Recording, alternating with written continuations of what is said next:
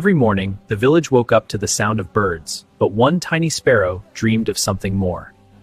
This little sparrow was afraid to fly high like the others. One day, a terrible storm came. Trees shook, and fear filled the air. Suddenly, the sparrow heard a cry. Someone needed help. Fear tried to stop him, but courage pushed him forward. With a brave heart, he saved them all. That day, the smallest bird became the bravest hero. Remember, courage doesn't come from size, it comes from the heart.